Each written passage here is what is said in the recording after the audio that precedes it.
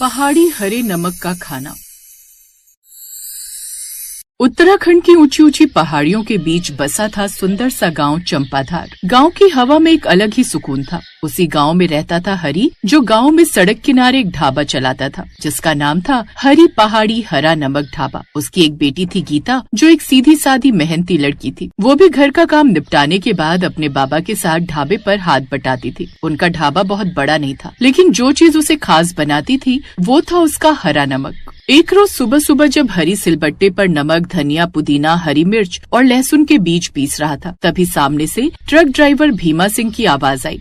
अरे ओ गीता बेटिया, आज भी? समझ गई काका, आज भी 2 पराठे और हरा नमक। हाँ बेटिया, तेरे बाबा के हाथों के बने हरे नमक के बिना तो गाड़ी स्टार्ट ही नहीं होती। भीमा हंसते हुए बोलता है। तभी पास बैठा भीमा का नौकर छोटू बोला, लेकिन क्या बात है काका, आज नमक की खुशबू कुछ ज्यादा ही आ रही है। हाँ बेटवा, आज इसमें गीता बिटिया ने जंगली नींबू भी डाल दिया है, जिससे असली पहाड़ी स्वाद आता है। अरे वाह, फिर तो और भी मजा आ जाएगा। हरी का हरा नमक सिर्फ मसालों का मिश्रण नहीं था, वो उसकी मरी हुई पत्नी ममता की याद था। वो बहुत ही अच्छा नमक बनाकर बेचती थी और हरी ने उसी से सीखकर खुद का ढाबा खोला था। उसके ढाबे पर अक्सर आते जाते लोग अपनी गाड़ी रोककर खाना खाते, तो गीता और हरी शहरी लोगों को भी पहाड़ी हरे नमक का स्वाद जरूर चखाते। ऐसे ही एक रोज दोपहर को एक सफेद कार ढाबे के सामने रुकी। उसमें से उतरी एक मॉडर्न लड़की अंजलि। वो दिल्ली से आई थी और यूट्यूब फूड ब्लॉगर थी। ओ अनुभव, गाड़ी रोको, लगता है यही है वो हरे नमक वाला ढाबा जहाँ प्रीति ने खाना खाया था जब वो यहाँ घूमने आए थे। हाँ, जगह तो वही लग रही है, चलो चलते हैं।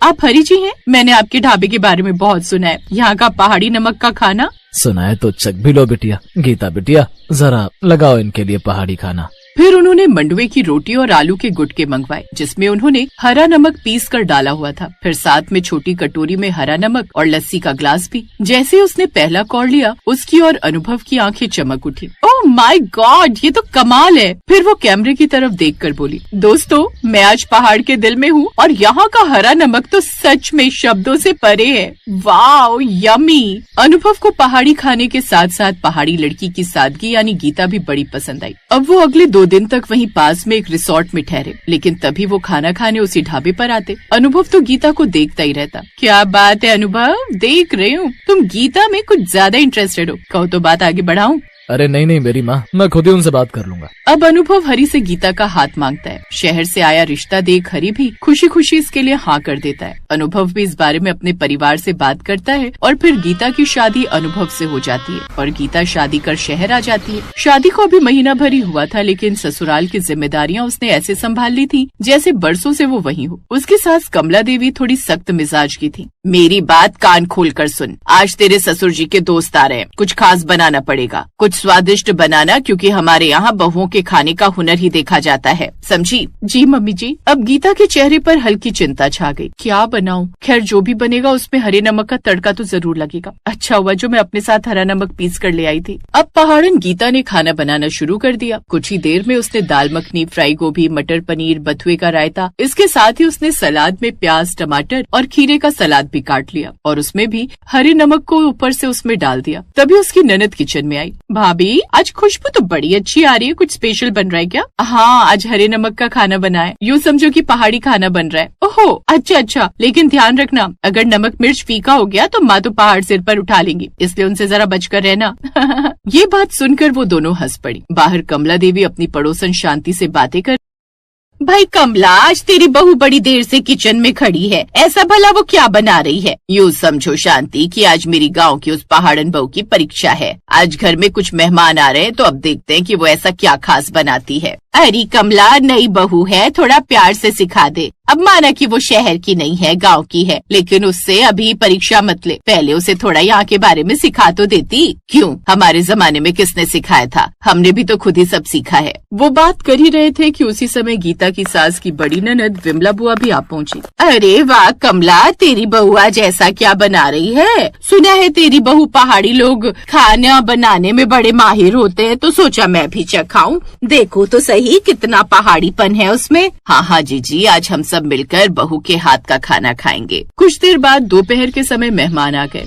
आज बड़े दिनों बाद आना हुआ तुम्हारा। हाँ, हमने तो वक्त निकाल भी लिया। वो क्या है ना, तेरे बेटे की शादी के वक्त हम दिल्ली से बाहर गए हुए थे एक शादी में, इसीलिए आ नहीं पाए। इसीलिए तो सोचा बड़े दिन हो गए तुम सबसे मिले हुए, इसी बहाने तुम सब मेरी नई बहू के हाथ का बना खाना भी खा सको। हाँ, सही कहा। कुछ देर बाद गीता बाहर आई। फिर कुछ देर बाद उसने सबके लिए खाना परोसा। सभी लोग खाना खाने बैठ गए। फिर कुछ देर बाद जैसे ही रामलाल ने पहला खाना खाया, अरे वाह, ये हरा नमक का बना हुआ खाना है ना, जो उत्तराखंड के हरी ढाबे पर मिलता है। इस खाने का स्वाद तो बिल्कुल वैसा ही है। अरे ये मेरी बहू यानी गीता उसी हरी ढाबे वाले की बेटी है क्या? बहू तुम हरी की बेटी हो? जी, मैं उन्हीं की बेटी हूँ और ये सारा खाना मैंने पहाड़ी नमक डालकर ही बनाया है। भाई वाह, जो स्वाद तुम्हारे पिता के हाथों में है उससे कहीं ज्यादा स्वाद है। वाह बहू, शहर में ये हरे नमक का खाना खाकर तो भाई मजा आ गया। सच में कमाल है, बिल्कुल पुराने पहाड़ी स्वाद जैसा। बहू तूने तो शहर में बैठे बैठे गाँव की याद दिलवा दी भाई।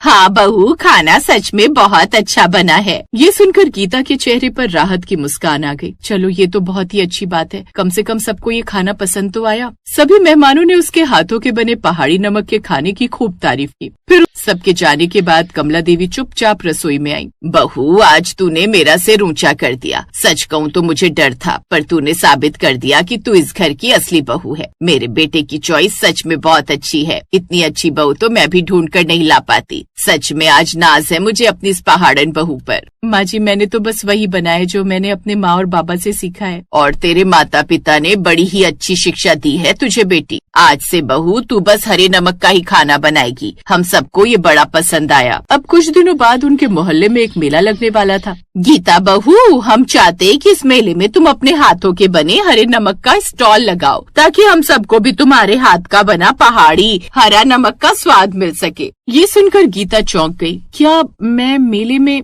हाँ, देखना ये सबको बड़ा पसंद आएगा। हाँ, मेरी बहू इसमें भाग जरूर लेगी और मैं जानती हूँ इसका बनाया हुआ नमक सबको बड़ा पसंद आएगा। अपनी सास की बात सुनकर अब गीता को भी हौसला मिल गया और फिर मेले में गीता ने बड़े प्यार से हरा नमक बनाया, जिसकी खुशबू से सब उस ओर खींचे चले आए। फिर लोग लाइन लगाकर खरीदने लगे। उस रोज से उसने 30,000 की कमाई कर ली। अब धीरे धीरे गीता का हरा नमक उस मोहल्ले की पहचान बन गया। हरे नमक का असली स्वाद मसालों में नहीं, रिश्तों की मिठास में है। और हर बार जब सिलबट्टे पर जड़ी बूटियां पीसी जाती हैं, तो लगता है जैसे पहाड़ की मिट्टी, हवा और प्यार सब उसमें घुल रहे।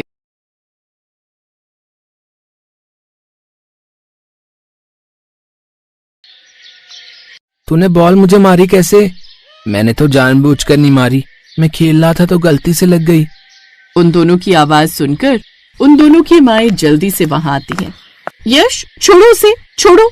अर्जुन, हाथ नहीं उठाते बेटा, उसे लग जाएगी। मम्मी, पहले इसने मुझे मारा है, उसके बाद ही मैंने इस पर हाथ उठाया। अरे ये तो बच्चा देख के नहीं खेल सकता। बहन जी आप अपने। रश्मि ने जैसे ही किंजल की तरफ देखा तो हैरान रह गई। किंजल, तू यहाँ? रश्मि तू?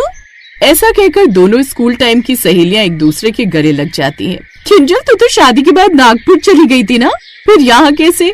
हाँ, वो मेरे हस्बैंड का ट्रांसफर अब यहीं जयपुर में हो गया है, तो अब हम यहीं शिफ्ट हो गए। ओह अच्छा, फिर तो खूब मजा आएगा। अब दोनों सहेलियां एक ही शहर में जो है। अच्छा ये बता, तू जयपुर आ गई और तूने मुझे एक बार भी फोन करके बताया नहीं, ऐसा क्यों? वो मेरा पहले वाला फोन चोरी हो गया था ना, इसलिए सभी नंबर लॉस्ट हो गए थे। ओह अच्छा, लेकिन ससुराल तो तूने मेरा देखा था। कुछ साल पहले मेरे यहाँ एक फंक्शन में भी तो आई थी तू। हाँ, लेकिन अब इतना समय हो गया ना तो मैं एड्रेस भूल गई थी। अच्छा कोई बात नहीं, मैं तुझे एड्रेस दे देती हूँ, तू आना मेरे घर।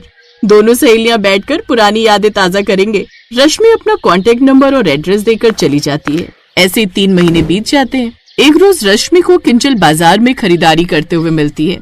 धप्पा ओए, कहाँ गायब है मैडम? मैं कितने दिनों से तेरा फोन ट्राई कर रही हूँ, लेकिन तेरा नंबर लगता ही नहीं। अपना फोन दिखा दो जरा। रश्मि उसका फोन देखती है तो उसका नंबर ब्लॉक लिस्ट में डला हुआ होता है। मेरा नंबर ब्लॉक लिस्ट में? अरे वो शायद अर्जुन ने ना गलती से गेम खेलते हुए डाल दिया होगा। अच्छा कोई नहीं, ले मैंने ब्लॉक लिस्ट में से हटा दिया। अब ये बता तू कब आ रही है मेरे घर? तेरे घर? रश्मि ऐसा कर, इस बार तू आ जा मेरे घर। आ जाऊंगी, लेकिन पहले तू आना। अब बता कब आ रही है? वो क्या है ना रश्मि, अभी तो हमें इनके गांव में कोई पूजा है तो कुछ दिन वहां जाना है। अच्छा ठीक है, लेकिन वहां से आते ही आना जरूर। ऐसे किंजल हर बार कोई ना कोई बहाना करके रश्मि को हमेशा टाल देती। कुछ दिन बाद, नहीं वो क्या है ना रश्मि, अभी यश के एग्जाम होने वाले हैं और ऐसे में मैं इसकी पढ़ाई की तरफ काफी फोकस करती हूँ, तो मैं ऐसे में कहीं आना जाना कम ही प्रेफर करती हूँ। अच्छा कोई बात नहीं, लेकिन एग्जाम खत्म होते ही जरूर आ जाना। ऐसे 7 महीने और बीत गए और फिर एक रोज जब किंजल रश्मि को मॉल में मिली। अब मैं कुछ नहीं जानती, आज तू मुझे बताकर ही रहेगी कि तू हमेशा मेरे घर आने से मुझे टाल क्यों देती है। अच्छा तो तू जानना ही चाहती है तो सुन। तुझे याद है जब मैं कुछ साल पहले तेरे ससुराल आई थी तो तूने मुझे छोले भटूरे के नाम पर उबला हुआ खाना पकड़ा दिया था। मैंने कैसे उसे हलक से नीचे उतारा था ये मैं ही जानती हूँ। अब तो जान मांग लो लेकिन घर आने को मत कहो। किंजल आज तुझे मैं अपने हाथों के बने हुए छोले भटूरे खिलाऊंगी। अरे वाह छोले भटूरे, तू कितने टेस्टी छोले भटूरे बनाती है रश्मि। आज भी मुझे याद है शादी से पहले जब भी तेरे घर छोले भटूरे बनते थे तो मैं उसकी खुशबू सूंघते हुए कैसे तेरे घर दौड़ी चली आती थी। हाँ, और तू उस वक्त वैसे ही खा खाकर इतनी मोटी हो रही थी कि आंटी तुझे तला हुआ खाने के लिए कितना मना करती थी और डंडा लेकर तेरे पीछे दौड़ती थी। आज तो मैं 4-5 छोले भटूरे ऐसे ही डकार जाऊंगी। हाँ, इसलिए मैंने उसमें हींग भी डाला है ताकि उसे पचाने में आसानी हो। Oh thank you so much. अब तू बस परोस दे, मुझसे तो और सब्र ही नहीं हो रहा। कहीं ऐसा ना हो मैं रसोई में जाकर सारी कढ़ाई खा जाऊं। अरे रुक पागल, बस अभी लाई। ये लड़की बिना बस दीवानी है मेरे छोले भटूरे की। ऐसा कहकर रश्मि रसोई में चली जाती है और कुछ देर बाद डाइनिंग टेबल पर किंजल के लिए भटूरे परोसती है। एक्साइटेड किंजल जैसे ही पहला निवाला अपने मुंह में डालती है तो ऐसा मुंह बनाती है जैसे उसके मुंह में किसी ने कड़वे करेले डाल दिए हो। वाह बहू, क्या छोले भटूरे बनाए हैं। वही तो, ये क्या छोले भटूरे बनाए हैं समझ ही नहीं आ रहा। ऐसा लग रहा है जैसे उबले हुए चावल रख दिए हो और बिना तेल के भटूरे, वो भी बिना मसाले के। अच्छे है ना?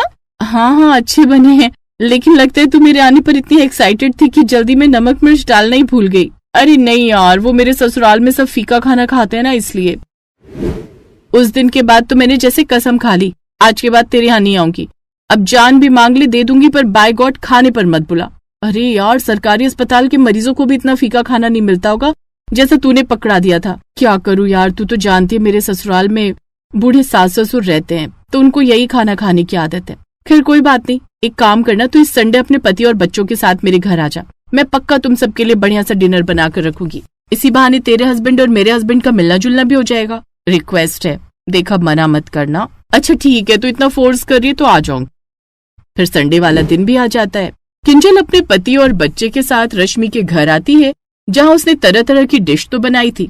सबसे मिलने के बाद थोड़ी देर बाद वो सब बातें करने के बाद एक साथ डाइनिंग टेबल पर आ जाते हैं। वाह, दाल मखनी, पनीर की सब्जी, गोभी, अब तो मजा आ जाएगा।